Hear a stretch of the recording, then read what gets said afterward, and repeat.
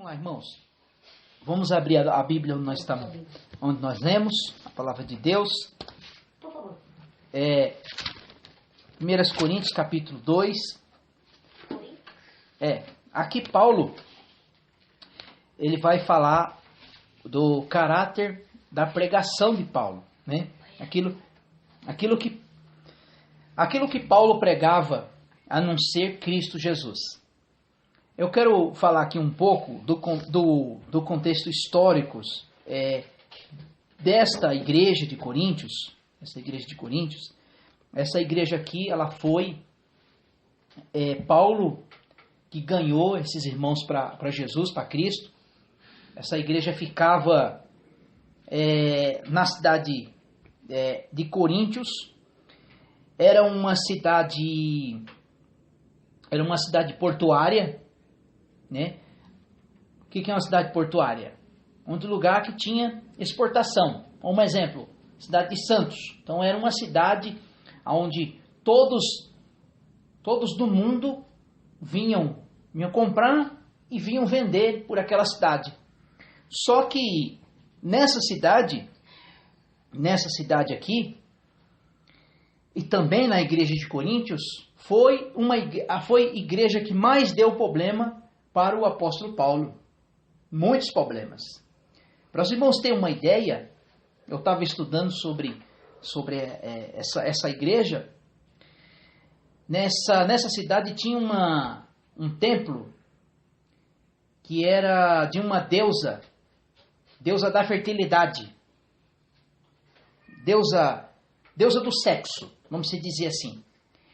E nessa cidade que tinha esse templo da deusa do sexo, deus da fertilidade, tinha as suas profetisas, tinha as suas sacerdotisas, tinha mais de 1000 sacerdotisas. Então, essa cidade era considerada como a cidade da prostituição. Então, os homens navegantes vinham, passavam aquela cidade, onde eles encontravam mulheres para fazer sexo nisso, encontrava ali na cidade de Coríntios. Então, e aquelas mulheres, ela prostituía para ganhar dinheiro para elas e também para sustentar o templo que tinha lá nessa cidade. Agora vocês imaginam a luta que o apóstolo Paulo teve para trabalhar nessa cidade, para pregar o evangelho nessa cidade, né? Era muito grande. E se nós lermos, nós vamos ler os versículos aqui. Essa cidade, ela era controlada mesmo pela condição do pecado. E até então que Paulo, o apóstolo Paulo, se os irmãos voltar um pouco lá no capítulo 1, Paulo vai dizer assim no versículo 18: Pois a palavra da cruz é loucura para os que perecem, mas para nós que somos salvos é o poder de Deus. Então, a mensagem do Senhor Jesus, a mensagem da cruz de Cristo, ela é loucura para os que perecem. Para nós que somos salvos é o quê? Poder de Deus. É por isso que antigamente a gente não compreendia essa mensagem. Que para nós era o quê? Loucura. Para nós era loucura. Esses crentes é doido.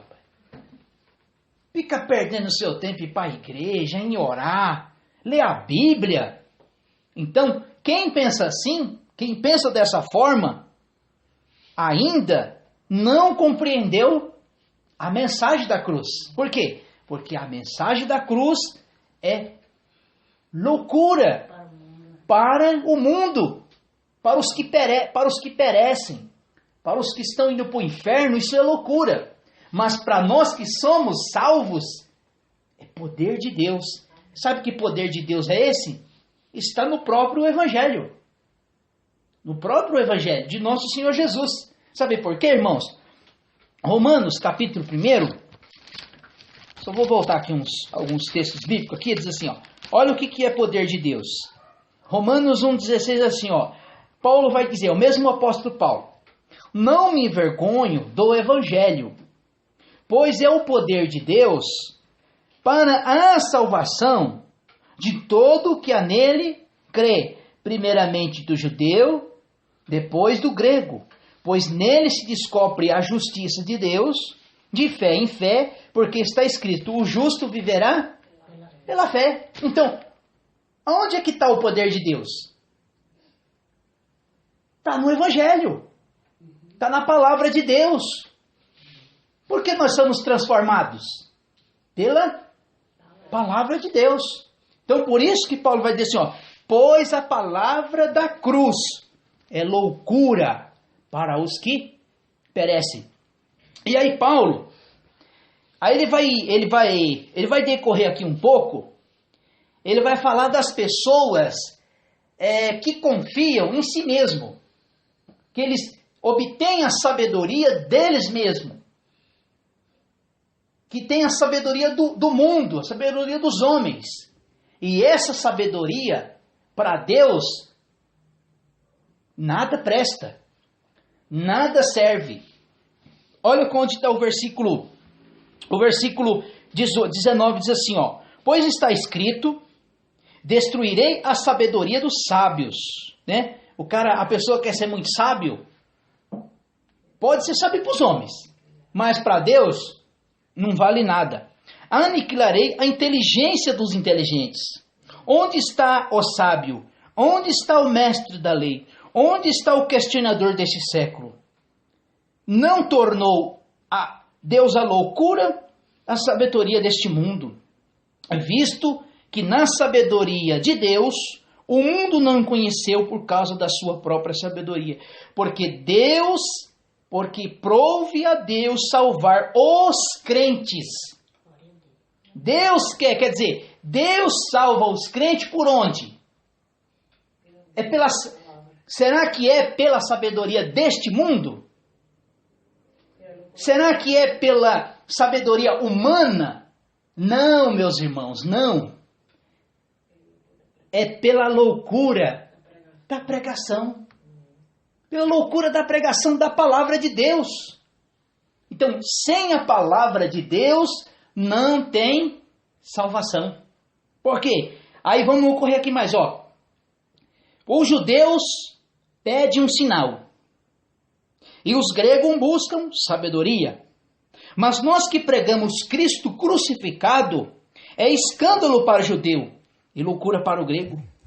Mas os que são chamados, porém, tanto judeus como grego, pregam Cristo, o poder de Deus e sabedoria de Deus.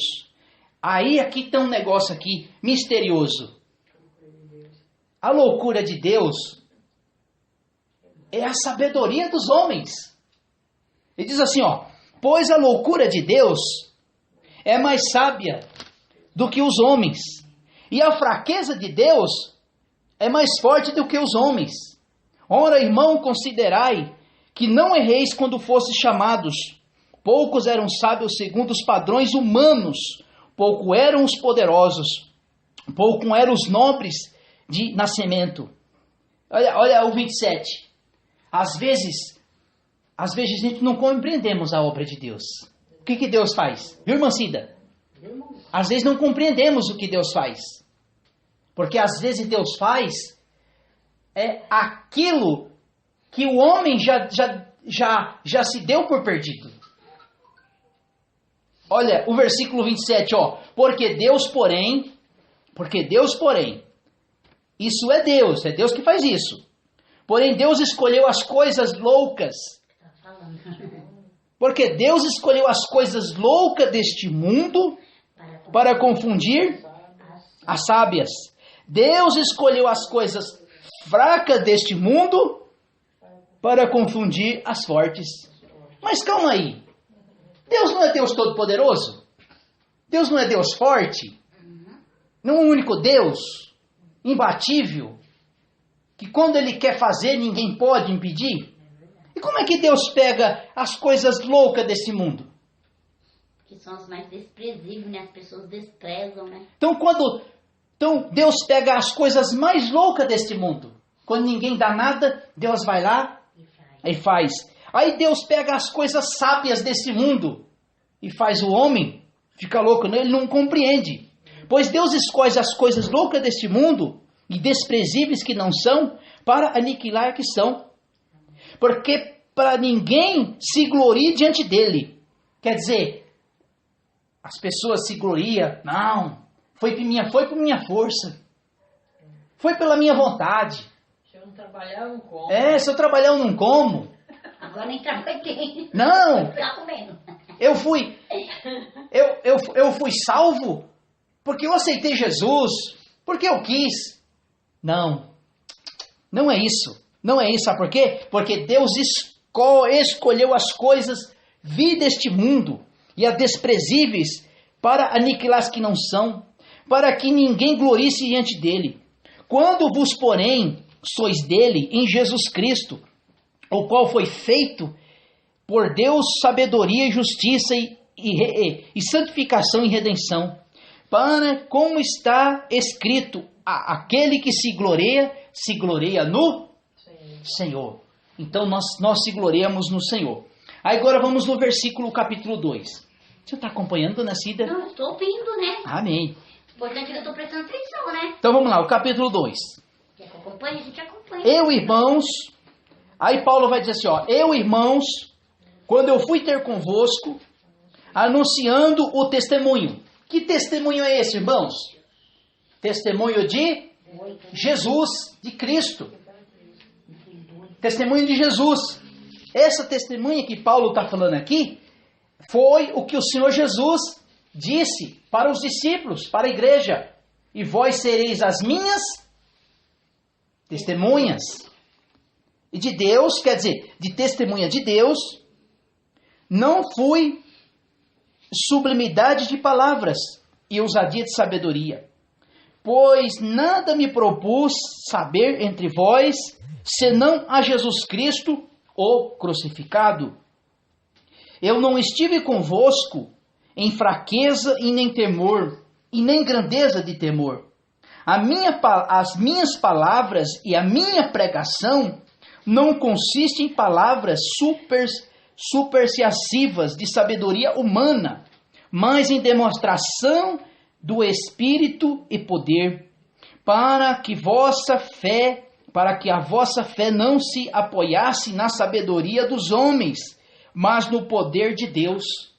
O que Paulo está querendo dizer aqui, irmãos? Que ele pregava era o quê? Cristo. Ele não trazia uma outra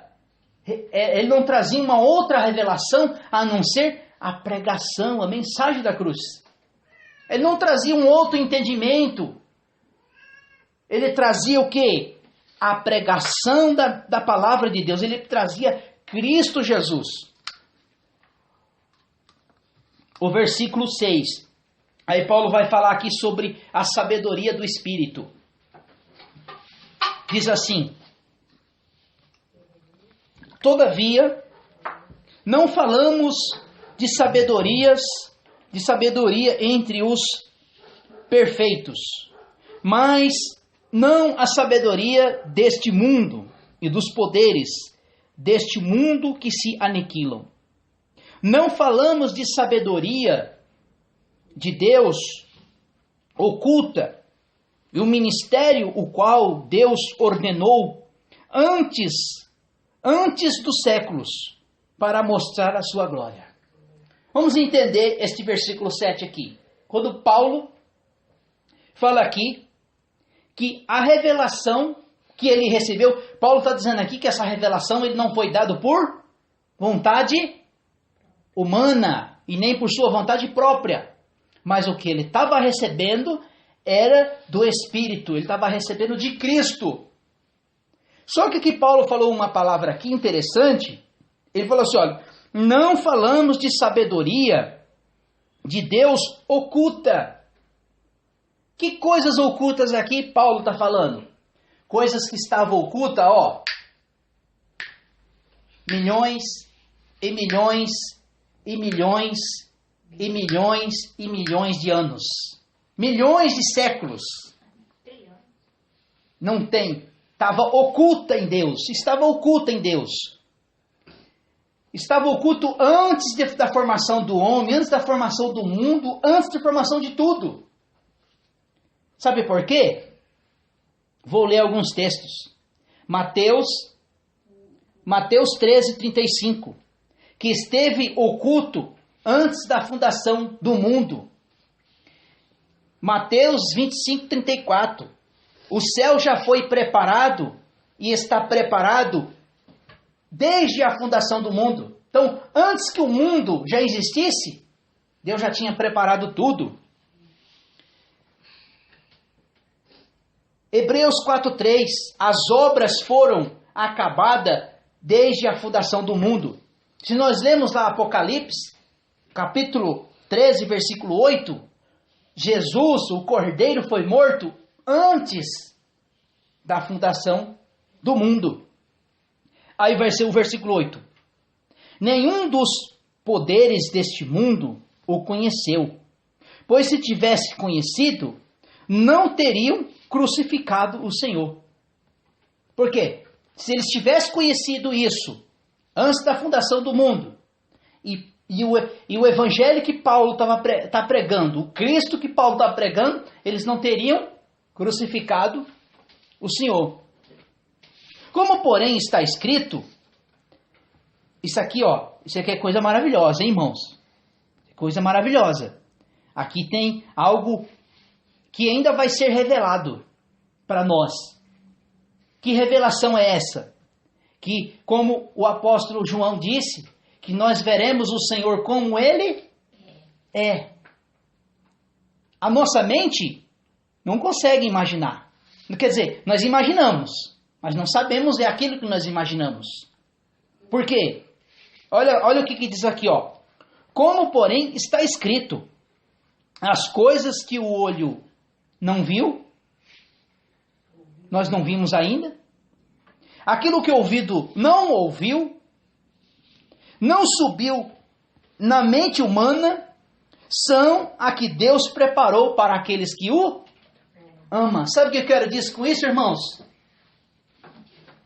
Naquele grande dia, quando nós estivermos lá com o Senhor, lá com Cristo, vai ser revelado algo para nós. Que a palavra de Deus nos oculta. Porque aquilo que os olhos não viu, aquilo que o coração não sentiu. Vamos ler? Aquilo, porém, está escrito, as coisas que o olho não viu, o ouvido não ouviu, não subiu na mente humana, são a que Deus preparou para aquele que os amam. Então, só vai ter o privilégio disso. Viu, Lucas? Aqueles que amam a Deus, que amam a Cristo. Versículo 11. Pois, qual dos homens... Aí agora aqui Paulo ele vai colocar sobre humanismo. Pessoas que só pensam nas coisas terrenas, as coisas dos homens. Diz assim, ó. Pois, qual dos homens sabe as coisas dos homens, senão o espírito do homem, que nela está. Assim também ninguém sabe as coisas do espírito, senão pelo Espírito de Deus. Você sabe como é que nós conhecemos as coisas de Deus? Através do Espírito de Deus em nossas vidas. Porque Paulo vai dizer lá em Romanos, capítulo 8, aquele que não tem o Espírito de Cristo, esse tal, não é dele. Então, quem não tem o Espírito Santo, quem não tem o Espírito de Cristo na sua vida, esse tal não é dele. Então, a gente só vai conseguir compreender as coisas das coisas de Deus através do Espírito Santo. Por quê? Porque através disso ele revela a sua vontade. O versículo 12. Nós, contudo, não recebemos o Espírito do mundo, mas o Espírito que provém de Deus, para que pudéssemos conhecer o que nos dá gratuitamente por Deus. Irmãos, o mundo, ele não pode receber o Espírito de Deus. O mundo não pode receber as coisas divinas, a não ser que ele venha ter o quê? Um encontro com Cristo. Porque Paulo está dizendo aqui que o homem conhece as coisas do homem. O homem conhece o espírito do homem. Mas as coisas espirituais só definem quem é espiritual. 13. Disto também falamos, e não com palavra de sabedoria humana, mas com as que o Espírito nos ensina, comparando as coisas espirituais com as espirituais. Ora, o homem natural não compreende. O homem natural não compreende. O homem carnal, ele não compreende. O homem que tem a mente no mundo, ele não compreende as coisas do Espírito. Assim como nós não compreendíamos. Porque parece loucura. Então, quanto a pessoa não conhecer as coisas do Espírito, para ele vai discernir loucura. Coisa doida. Coisa de crente maluco. Você é doido. Está perdendo seu tempo. Tanta coisa boa nesse mundo para se aproveitar. Viu, Lucas? Tanta coisa boa para se aproveitar. Aí ele vai dizer que você é louco. Ora, o homem natural não compreende as coisas do Espírito de Deus, porque parece loucura. Mas não pode entendê-la, porque ela decide espiritualmente. Porque o que é espiritual, porém decide as coisas, e por ele é discernida. Aí Paulo vai dizer assim, pois quem conheceu a mente do Senhor, para que possa instruí-lo? Nós temos a mente de Cristo. Nós temos a mente de Cristo. Nós recebemos a mente de Cristo. Aquilo que Cristo faz, nós fazemos. A vida que Cristo levou, nós também devemos levar. Vamos lá em Romanos, para nós terminarmos.